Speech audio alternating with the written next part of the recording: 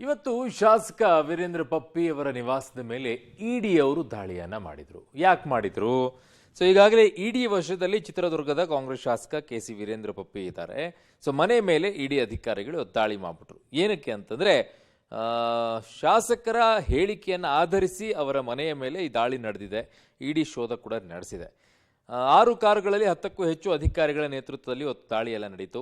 ಮನೆಯಲ್ಲಿದ್ದಂಥ 4 ಕಾರುಗಳನ್ನು ಸೀಸ್ ಮಾಡಿಬಿಟ್ರು. ಪಪ್ಪಿಯ ಬ್ಯಾಂಕ್ ಖಾತೆಗಳ ಬಗ್ಗೆ ಕೂಡ ಮಾಹಿತಿ ಎಲ್ಲ ಪಡ್ಕೊಂಡ್ರು. ಕುಟುಂಬ ಸದಸ್ಯರ ಹಣ ವರ್ಗಾವಣೆ ಬಗ್ಗೆ ಮಾಹಿತಿ ಕೂಡ ಕಲೆ ಹಾಕಿದಾರಂತೆ. 17 ಬ್ಯಾಂಕ್ ಖಾತೆಗಳ ಮೂಲಕ ಆಗಿರುವ ಹಣಕಾಸು ವರ್ಗಾವಣೆಯ ಬಗ್ಗೆ ಮಾಹಿತಿ ಸಂಗ್ರಹಿಸಿದಾರಂತೆ. ಜೊತೆಗೆ ಬಹಳ ಇಂಟ್ರೆಸ್ಟಿಂಗು, ಬೆಟ್ಟಿಂಗ್ ಆ್ಯಪ್ಗಳ ಮೂಲಕ ಗಳಿಸಿದ ಹಣವನ್ನು ಈ ಬ್ಯಾಂಕ್ ಖಾತೆಗಳ ಮೂಲಕ ವರ್ಗಾವಣೆ ಮಾಡುವ ಮೂಲಕ ಅಕ್ರಮ ವ್ಯವಹಾರ ನಡೆಸಿದ್ದಾರೆಯೇ ಎಂಬುದರ ಬಗ್ಗೆಯೂ ಕೂಡ ತನಿಖೆಯನ್ನ ಮುಂದುವರೆಸಿದ್ದಾರೆ.